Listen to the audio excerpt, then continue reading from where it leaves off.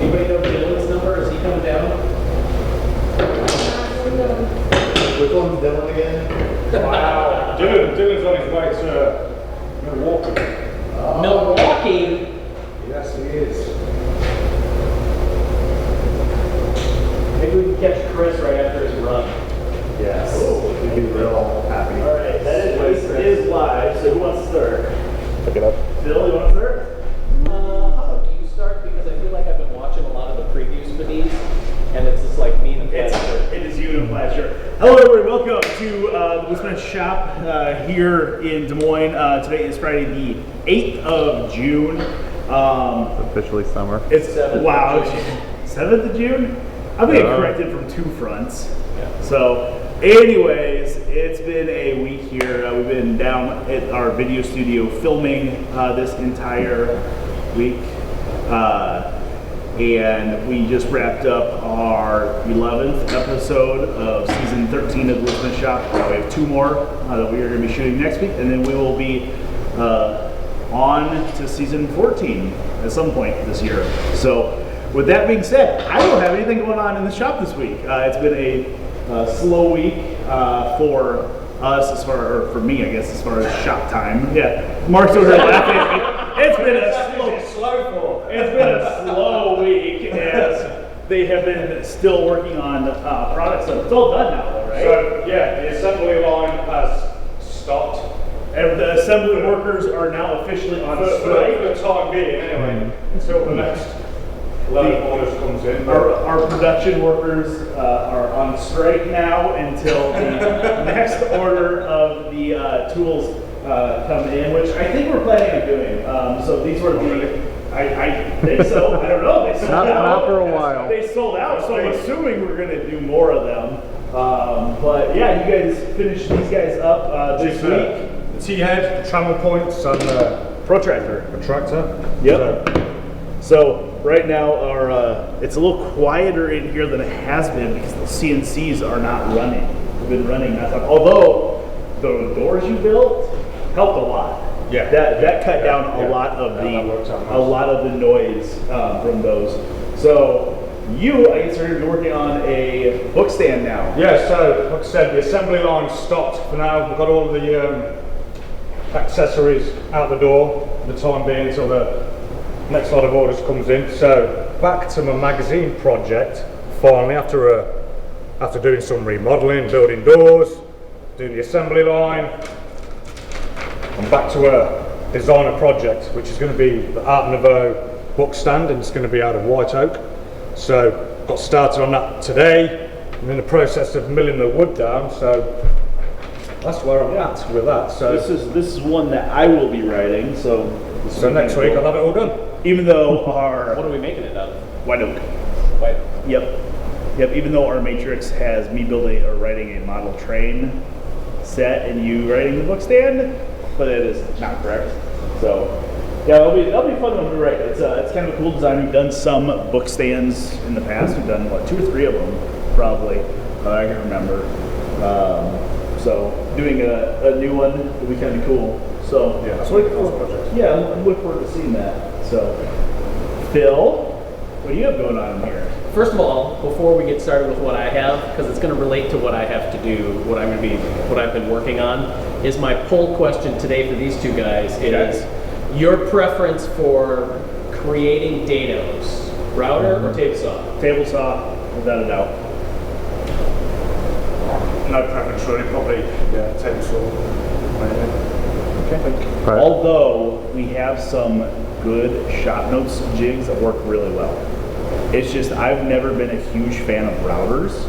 I don't know why. I'm much more comfortable at a table saw than I am at a router table or with a router. I can see that.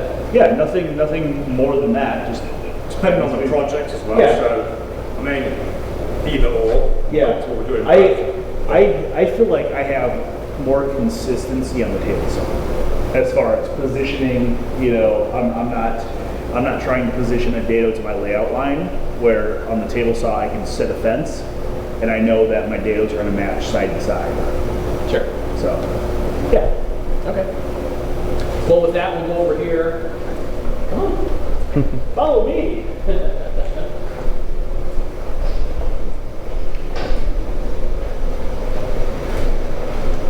of all, before we get to what I've been working on, John, behind the camera, has been working on props for our next episode of the show, and it's going to be a hall bench, kind of an entry bench thing. And the original plans for the magazine had it made out of solid wood, but we decided, with the theme of our season, is to show options on things that we're going to make this out of. This is the project right here. Do the Amish zoom. Nice. Entry bench. So, like I said, the original one was made out of solid wood. We decided to go for the TV show, making it out of plywood, just to simplify the creation of all the large panels that we're going to need. So I'd ask everybody who's watching this if they want to chime in on the comments as to whether you would prefer to make something like this out of solid wood or plywood, and where you would draw the line for which one. Which leads into my online seminar that'll be in 2 weeks for working with plywood, how to get better looking plywood projects. That's one of the questions we get in the magazine here. So if you'll join us for that on the 20th of June, we can talk about plywood projects, how to cut it, how to work with it in the shop, and also how to get the best look when you're using plywood. So you can register for that at woodsmithshop.com/seminars. And then over here on the bench, I've been working on my hall tree project. Logan. Logan. What? My cord's caught. Your cord's caught. Ah! Way over here. There we go. I'm trapped far away There from we you. go. Okay. Okay, so anyway, I've been working on my hall tree project, and this is where my poll question came from, is that I'm going to join the 4 slats or legs from this out of, with dados and then some cross-lapped connector pieces. Because these are narrow pieces and pretty long, I went with a self-clamping straight edge, and then used my little Bosch Colt palm router with a 3/4 inch straight bit and just routed the dados. Because personally, I'm more of a routed dado kind of person. I don't know why. Maybe it's because the table saw that I have isn't the best, but I just find that I have more control. I like the quality of cut that I get with a router bit compared to a dado blade, and I like being able to see what's happening. You know, with the router, you can watch the bit create the dado, whereas on a table saw, everything's all upside down. So I don't know, maybe it's just... I will say, for dados that are visible, I would agree with the router. Okay. Absolutely. Because you get a cleaner cut. Yeah. Yeah, you don't have the little bat wings that you always get no matter what dado. Right. So. The other thing is, like, on wide work pieces that can cup, if you have them on a table saw, might not have consistent depths, where That's a true. router might follow that a little bit better. Yeah. So So then you can use a router plane. Yes, the router plane is helpful. in general, I prefer using a handheld router and a guide of some sort. So if you're out there and you use a router for routing dados, what do you use for the guide? I don't often use the self-clamping guides, and I've just wondered, been trying to use them a little bit more often. So if you have any tips or tricks or your approach for using the self-clamping guide, I would love to see it. So yeah, so anyway, that's the project as it stands right now. There's not a lot of extra parts here. Like I said, just the cross braces that'll connect all these together, and then it's a matter of hardware. I did spend quite a bit of time sanding the walnut because I want it to be nice and smooth, and because John loves the taste of walnut dust so much. Yuck. That's some nice looking walnut, Phil. Where did that come from? This walnut was, it's called Tree to Shop walnut. That it came from the grove of Logan Whitmer. Yep. And then I cut it out and jointed it and planed it and sanded it. And it has a really nice color to it. It's air dried, so to me it has that nice, more chocolatey brown color with those little purple highlights in there that I really like. Kind of has some squirrely grain in spots, but Yeah. the color, you can't beat the color. No, the color is pretty sweet. So the connecting pieces I'm going to make out of ash, just to have a little bit of a contrast there. So we have the smooth grain, darker tone to the walnut with real straight grain, lighter, creamier color of the ash, and I think it'll be a nice contrast with that. So Hopefully the customer will be very pleased with this. You know who you are.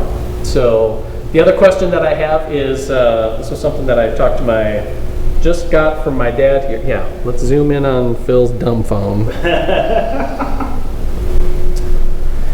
Non-woodworking related, this is the off-topic section of today's broadcast, is I just got a ring bologna from local grocery store made in Pella, and was wondering about how to prepare it best, because I remember, so I checked in with my dad on it. So if you're watching, Dad, just pay attention, because this is what you just wrote.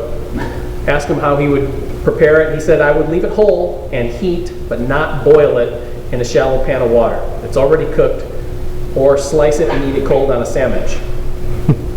You could also grind it with some dill pickles and mayo or Miracle Whip for bologna salad.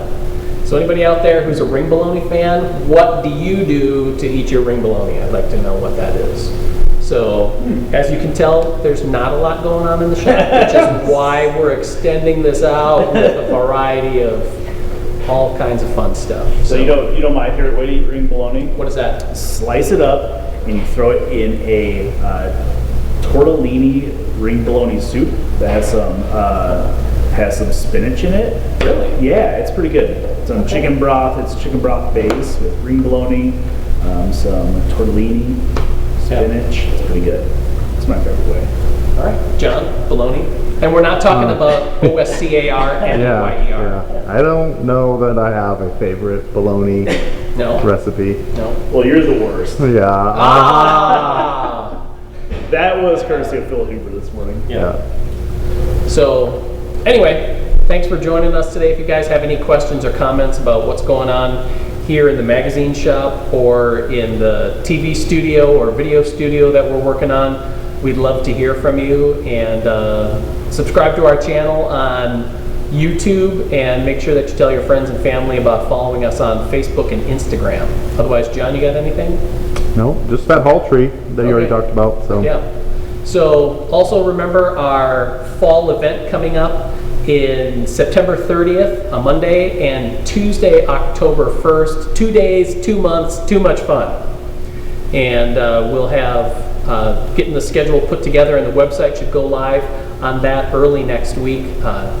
Ann Briggs is going to be there, and she's going to be talking about how to incorporate hand tools into a power tool centric workshop.